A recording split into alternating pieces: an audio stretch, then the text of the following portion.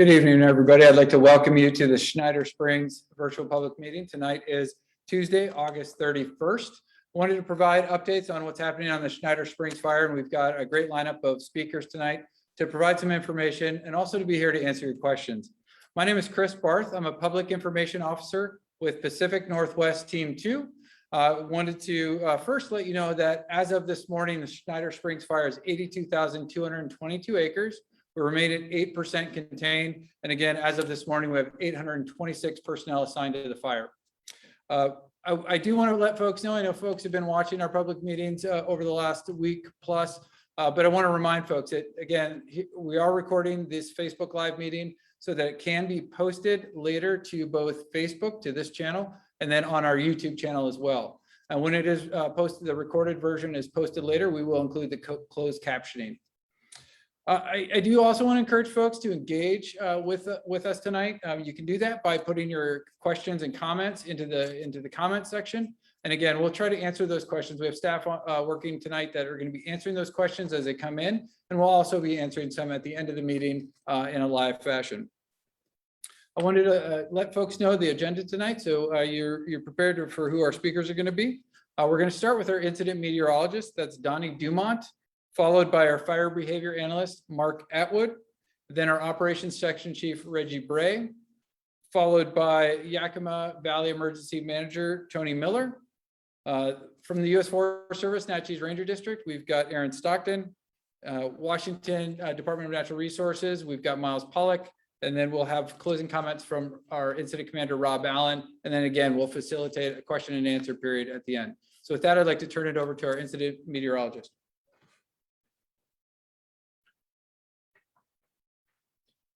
Okay, good evening, everyone. My name is Donnie Dumont. I'm the incident meteorologist. So I just want to start off with what's kind of occurred today for the weather, and then where we're going to be heading over the next 3 to 4 days. So as most people probably know, we've been a lot cooler, almost like fall-like today. We had that Pacific Northwest trough came in, and what that did was it brought some pretty strong winds to the fire out of the northwest with some gusts 10 to with gusts up to 25 miles per hour on the ridge lines, which is still occurring now. The good news on that front is that the winds are going to die down tonight. And another good news that came with that is we got a lot of good, it was kind of a good marine push that kind of spilt over the Cascade Crest. So we got really high relative humidity. So that's kind of what's going on right now. But looking ahead, this really cool weather is pretty much going to be coming to an end. So what we're going to be having is high pressure is going to start to build back in, but it's not just going to get really hot starting tomorrow. It's just going to kind of build itself up pretty much from Wednesday, Thursday, and Friday. So each day it's going to get about 5 degrees hotter. And when it gets hotter, it's going to get drier. So if you're looking at the, probably over my shoulder somewhere, we call this our weather matrix. So what we try to do is all those colors, you start seeing reds and yellows all lining up on the same day, that is when we have pretty bad fire weather conditions. So we're going to be getting hotter and we're going to be getting drier through midweek.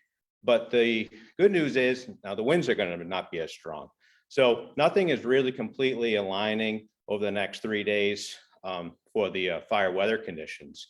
And going into the weekend, it's giving me a little hint moving ahead. It's not going to really cool off, but we could get some pretty decent moisture pushing in over the Cascades again. And if that happens, that'll be good. We'll get some clouds over the area, some shading and such forth like that. We're not really expecting much rain though, and that's what we really need, obviously, on the weather front. So there's no real wetting rains in the forecast. And looking way ahead, beginning of next week, it's even going to get hotter and still no chances for rain. So overall, nothing looking too critical for fire weather conditions, but it's not looking good either. So that's really the big takeaway. Continue hot and dry, no real big rain coming to make things better overall. And that's all I have. Thank you.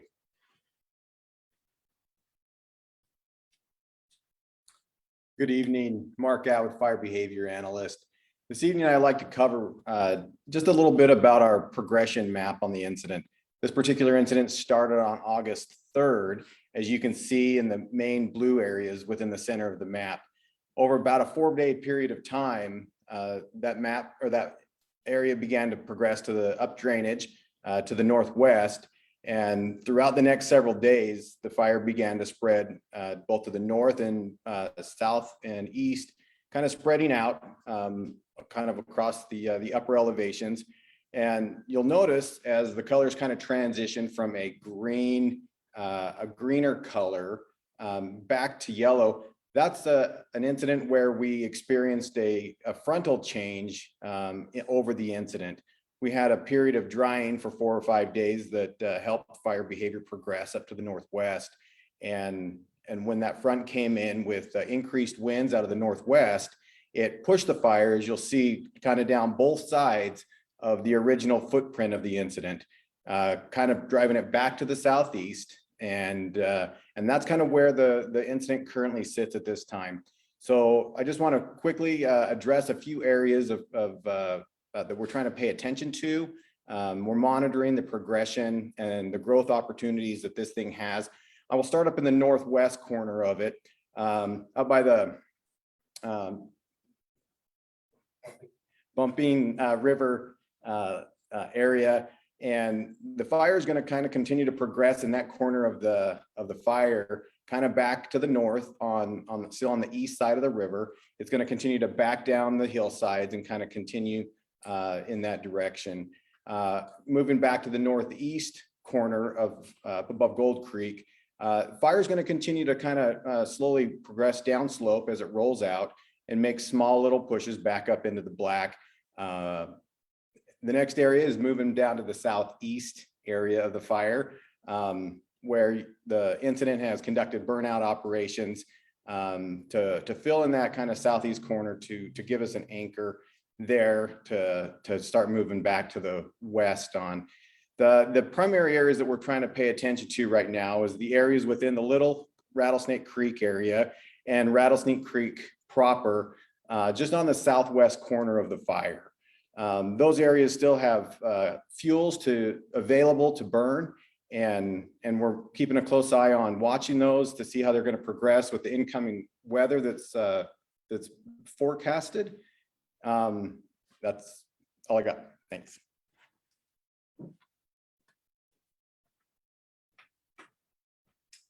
Good evening. My name is Reggie Bray. I'm an operations section chief with Pacific Northwest Team 2.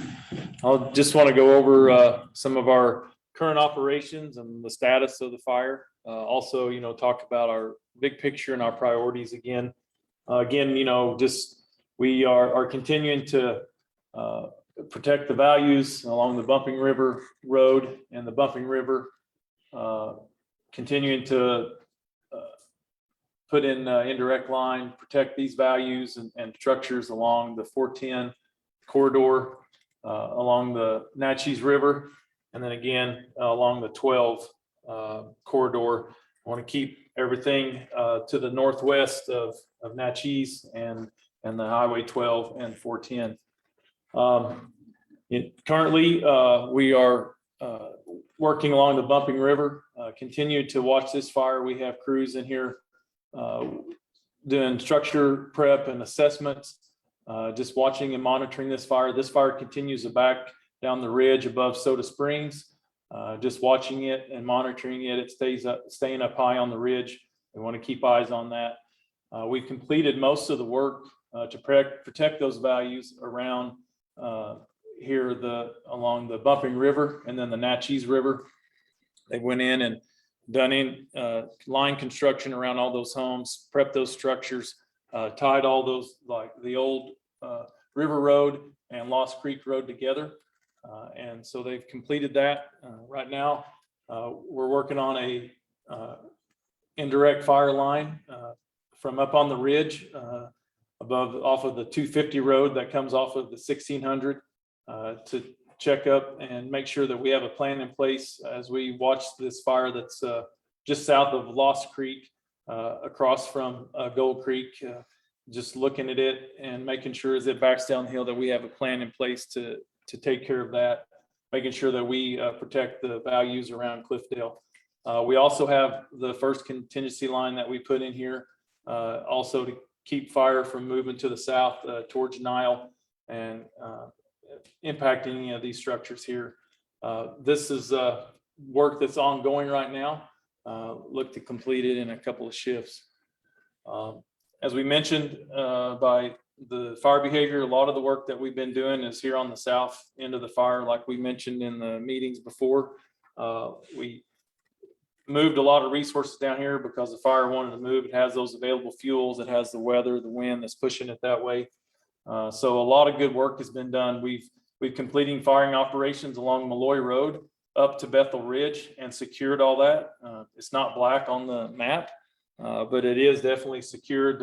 It's been fired out for 3 or 4 days. We continue to monitor and secure that. We also are continuing to build indirect line up here along Bethel Ridge toward the 199 road and the trailhead that goes out to Burnt Mountain.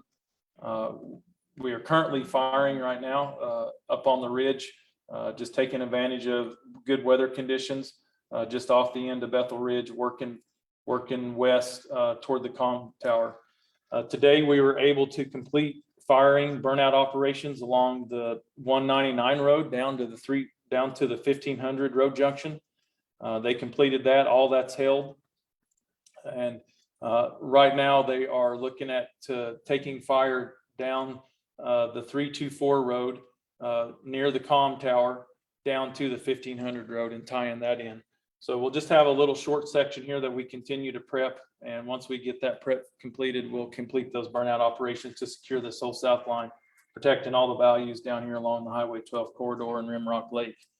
One thing we also continue to do is structure prep and triage. We have crews working along the Highway 12 corridor around Rimrock, working on all these cabins here, just making sure that we have plans in place, making sure that we've got those structures secure.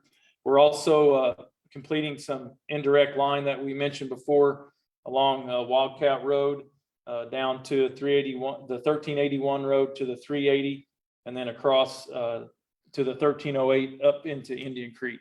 We have a few more shifts to complete that. We still have nights working, and so day shift hands off the work that they've done, and we continue that all night long. Much of the burning that we're getting accomplished is done during that time. We're also using aircraft throughout the day to keep fire kind of knocked down here along the perimeter to give us time to complete those critical burnout operations. We're also using the UAS and drones to make sure that we don't have any spots outside of our line that would compromise, our firing operations, as well as continue to ignite some of the interior fire with those tools. That's the end of the operational update. If you have questions, put in the comment, and we'll try to answer them. Thank you.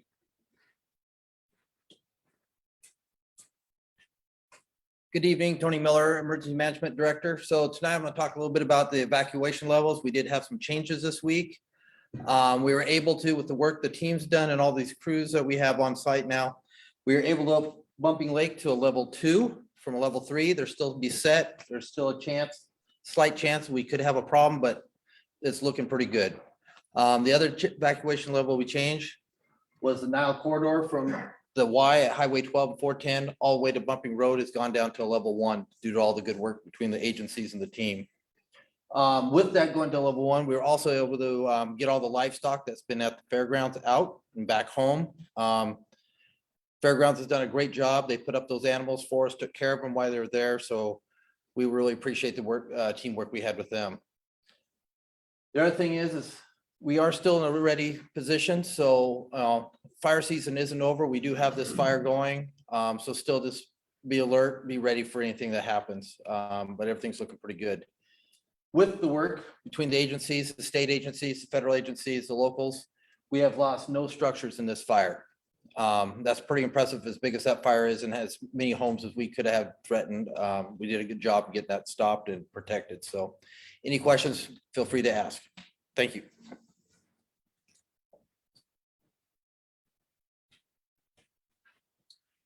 Good evening. I'm Aaron Stockton, the District Ranger here on the Natchez Ranger District.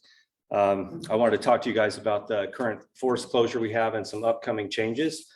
So I'll start by talking about the current closure that is in effect, just to kind of recap that. The current areas that are closed within the district on Forest Service lands are everything south of 410 and west of 410, all the way down to the district boundary at Conrad Meadows down below Highway 12. Last time we talked, I mentioned some operations that were happening on Bethel Ridge and wanting to get through weather this week, some poor weather conditions, and see how that held. And then we'd make a reevaluation of hopefully opening some areas to the south. So what we're looking at doing, and this will be effective on Thursday at noon, not before, but Thursday at noon, we will be opening up. I'll start up here in the north, the wilderness area north of Bumping Lake, just the wilderness area there. The closure boundary will be shifted from the river at 410 down to the wilderness boundary going into the north side of Bumping Lake. So the Bumping Lake and Bumping River corridor will remain closed at this time. There still is active fire in that area, as was spoken about earlier. That closure does apply to all Forest Service lands and permitted activities on Forest Service lands, including recreational cabins on Forest Service lands. The closure does not apply to private lands at Goose Prairie with full-time residences there on private lands. We've shifted the closure order to the river here along 410. So anything south and west of the river along 410, Forest Service lands will remain in the closure order. You can still access the river from 410 if you want to fish in the river, but the closure will be that bank of the river heading west. The same thing with accessing the wilderness up here. As I mentioned, Bumping River Road will remain closed, and access to that area will have to come off the PCT or Highway 410. In the south, we're looking at, once again, Thursday at noon, this coming Thursday, opening areas south of 12, including the recreational residents just north of Rimrock Lake on the north side of Highway 12. So that would be everything south all the way down to the Forest Service boundary from Highway 12. Everything north of that would remain closed. So that includes, you could do rafting on the Titan River. I know that there's a lot of interest in that. And we're going to include opening the lake.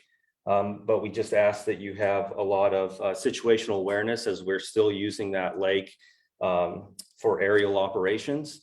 And, we may have to clear folks off of there if we need to use the lake. The peninsula will remain closed and the airstrip there, and that's where we have the helibase currently for the fire. So once again, that will take place Thursday at noon, not before. So if you go out there now, the current closure does include everything south of 410 all the way down past 12. And so until Thursday at noon, there will be no access to that area. If you try to go into that area, you'll be turned around. So I'll be sticking around for any questions you may have, and thanks.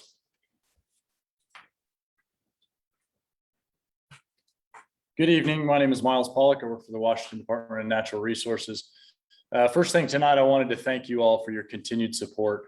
As you can see from all the folks who have spoken before and through the other meetings, this is definitely a team effort, and that cooperation and partnership that we have across agencies and with the fire districts here locally is really important.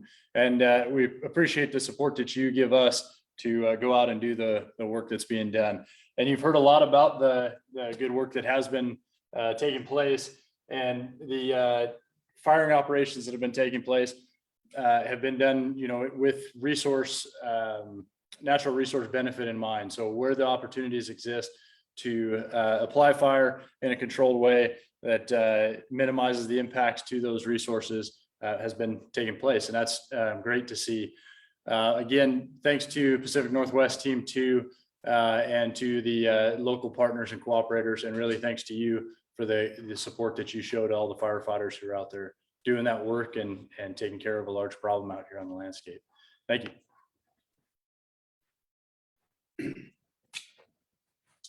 Good evening again. My name is Rob Allen. I'm the incident commander for Pacific Northwest Team 2, and happy to be here again with some good news. You know, we made it through the red flag warnings yesterday.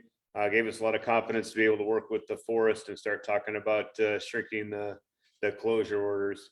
You know, some of the things that we talked about the last time we were here, right, and just looking at how fires go, and we know that you see this big pink blob up here, and the impression is that all of that has burned. And that's just not what it looks like when you get out there and fly around, you see it on the ground. It's very mosaic looking. There are some areas that burn really hot where slope and wind and everything comes into alignment, that'll burn really hot. We've seen that in some of the areas around the fire. But a lot of it, like you can see on the progression map, has been very slow to grow. It's been, again, this upper area just very backing slowly down there, consuming up the stuff that's on the ground that we would normally try to get when we do a prescribed fire or something like that also. That also does allow, in most fire areas like this, there's a couple of days where they make really big growth, and that sometimes does catch some of the wildlife off guard.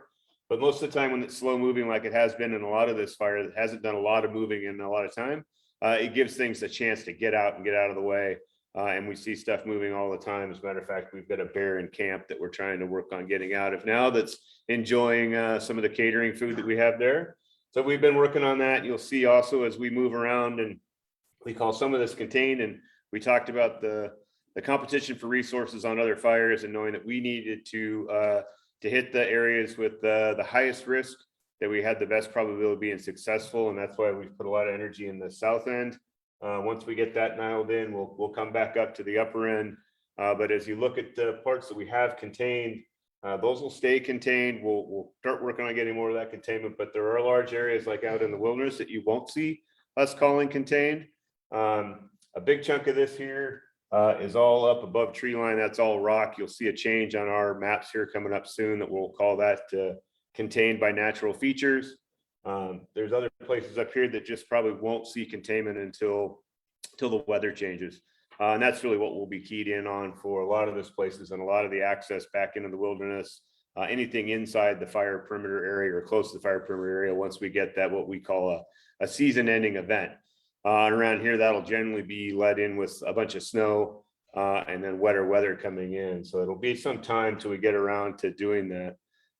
As we get things start to tie in and keep the fire from moving, we'll shift in to start looking, and I talked about it the last time we met, fire suppression repair work, where we'll go back into the places where we put the dozer lines, like in here and other spots, and we'll go back in and repair that so that we don't have any erosion on that area there. And as we're starting to do that and starting to get that program going, the forest will provide a bear team, a burn emergency area repair group will come out, take a look at what's out there and figure out where we need to start doing slope side stabilization to try to keep debris flows from coming into the rivers and other things that we can try to capture in there. So we'll be starting to do all of that repair work, all of that next generation. We'll start working on the repair plan that will take into some of the reforestation that'll happen in some areas. It'll be a big project that will be going on for quite a while, that the district and the forest will be picking up as we move forward. So as we work our way around and catching some of these things, again, we're making sure that the place that we have things that are really high value, high at risk, and we have a probability of being successful putting them out, we are. I think some of the comments, you know, as it's burning out in the wilderness, not a lot of things out there that we want to put people in harm's way to try to stop. And every firefighter that's busy here working on something that's not crucial for us could be working on another fire someplace else that does have a lot more things being threatened. And I think we can see those. You can turn on CNN or anybody on TV and see what's happening in California. Firefighters, when they're finished here, will pack up, get a couple of days off, and then end up someplace else. There's only so many of us that can move around. So we appreciate all the support we're getting here in town from everybody. All of our cooperators have been great to work with. Still in a part of the fight. Everybody is still in here together. It takes everybody to do this, and trying to be mindful of the COVID situation and everything else, a long season, people getting tired, people needing to do their own things. We really need to try to keep everybody healthy, everybody in good spirits, and everybody working together to pull this off. Thanks, appreciate it. Thank you, Robin. I wanted to thank all of our presenters tonight for providing some updates. Appreciate everybody who's been adding comments and asking questions online. I know we've been trying to answer some of those as they come in. There were a few that wanted to ask some of our speakers live here tonight. And based on some of Incident Commander Rob Allen's comments about containment, he talked about showing some contained by natural features. But there was a question I'd like to ask Reggie, our operations section chief, about when will containment increase? And I know Reggie talked about some of this in the south east corner. And can you just talk about what it takes to get to containment? Sure, Chris, thanks. So, you'll see as we contain line here, I mentioned that this was secured. We don't anticipate this fire to move along Malloy Road. But what it takes several days for our resources to get out there. They're mopping up, they're going in there and they're putting out those smokes. They're putting out stump holes that are burning logs, things like that, heavier fuels that continue to burn longer than the fine fuels. And so as we continue to work that every day through the night, that gets less and less. And so over time, it depends on the fuel loading, how dry the fuels are. We know we're 70+ days since rain, so those fuels are super dry. So it takes a little bit longer for us, right now under these conditions to secure that and make sure that edge is good. So once we get enough of that mopped up and we start to see less and less smoke, a little bit farther in off of those roads, off of those fire lines, then the resources start to look at it. Okay, less today until there's almost none so far in off of that fire line, then we can secure that and call that contained. So then we would start to show increased containment on the fire. The other thing though that we're doing is we're adding to that. So as we fire out and burn these control lines, because these are the best place for us to contain the fire, we increase that. So it's a kind of a give and take until we get all of this line secured, continue to get it mopped up, then we'll start to see more increase in that containment. Great. Thank you, Reggie. I do have another question for you.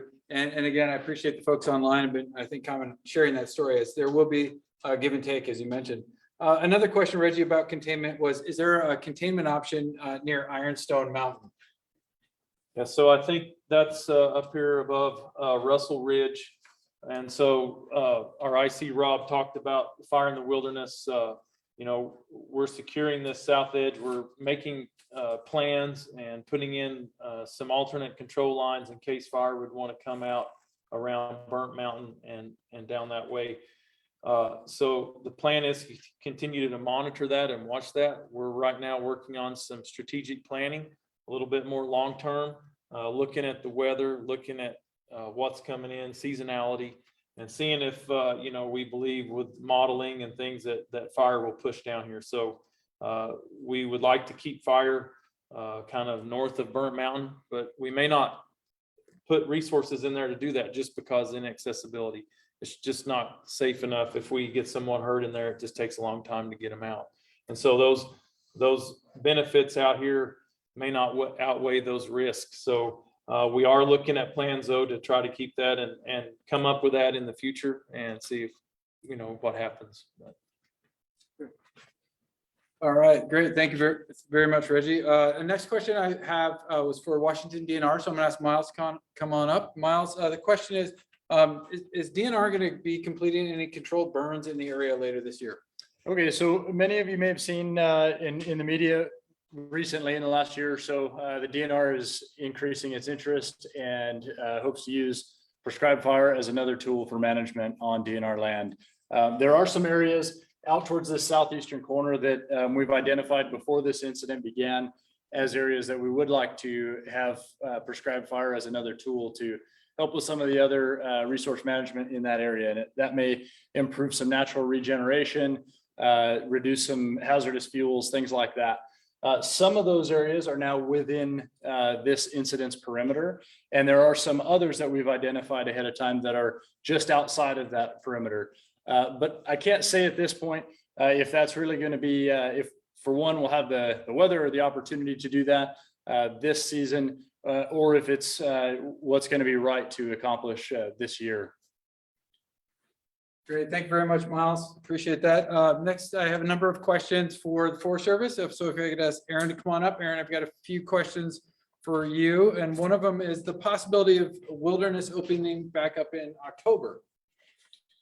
Sure. So I did forget to touch on this earlier. I did want to say that the next closure order that I talked about that'll take place on Thursday, Thursday at noon, will probably be a longer term closure. And that's because we have shrunk it up to that area that is immediately surrounding the fire and has burned. And so you can probably expect that to be a closure through the fall until we have some weather that ends up controlling some of the fire in there. Also, there's been a lot of questions about access to the areas that have burned.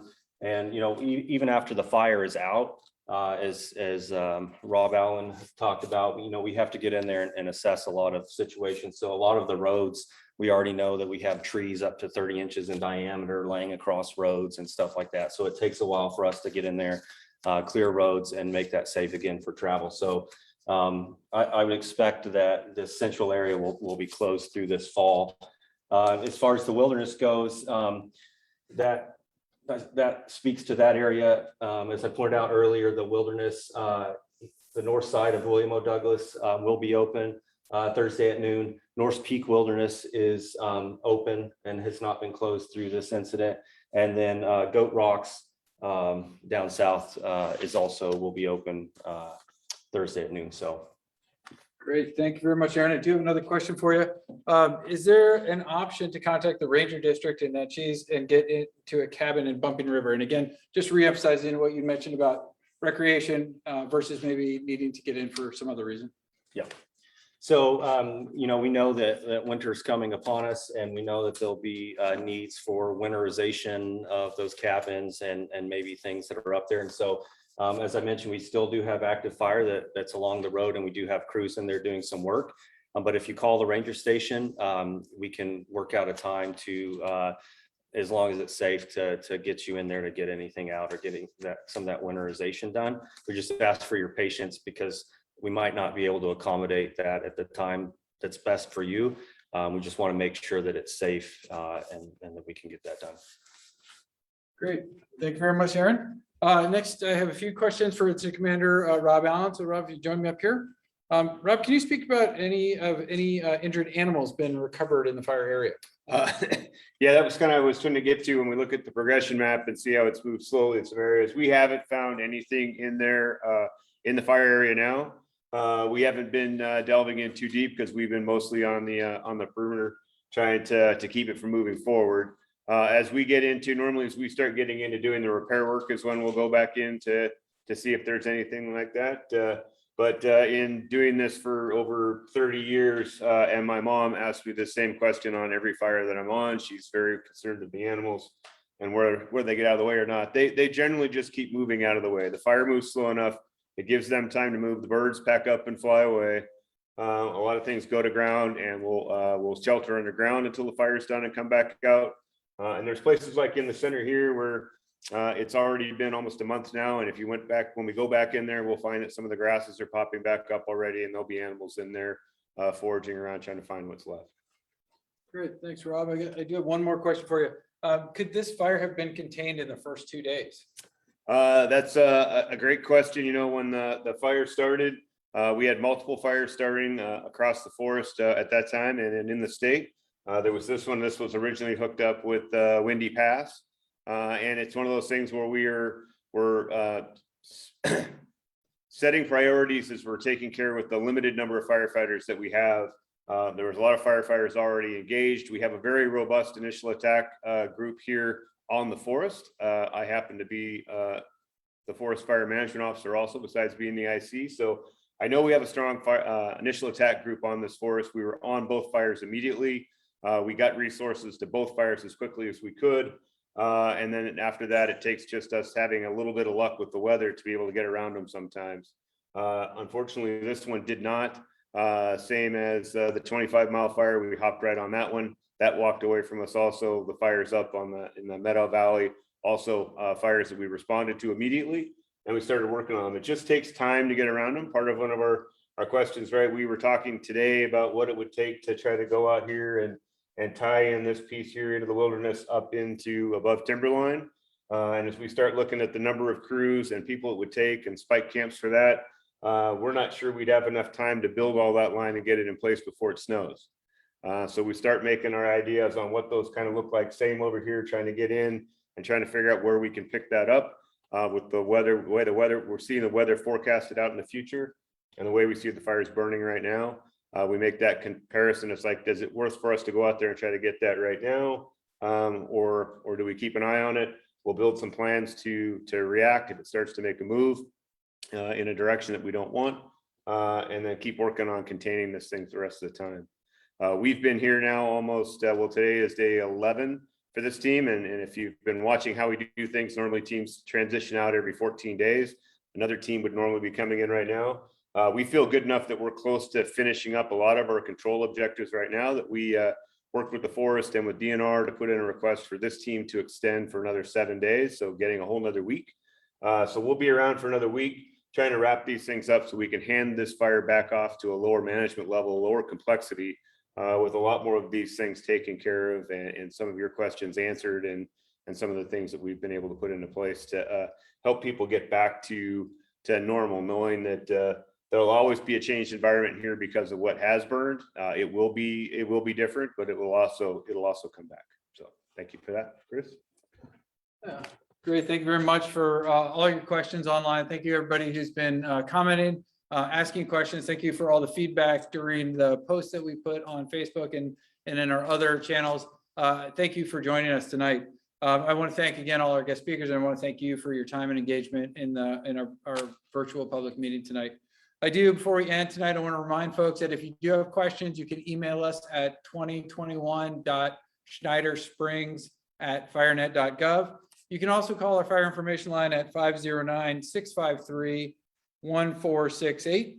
And again, you can engage with us on the Schneider Springs Fire Facebook page. Please watch the videos that we've been posting both there and on the YouTube channel. And we look forward to providing some updates to you in the future. If we didn't get your question answered tonight, we will continue to monitor those, and we will announce a future virtual public meeting as we get down towards, as Rob said, meeting a few more of those management and containment objectives. So thank you again for joining us tonight, and we'll see you the next time.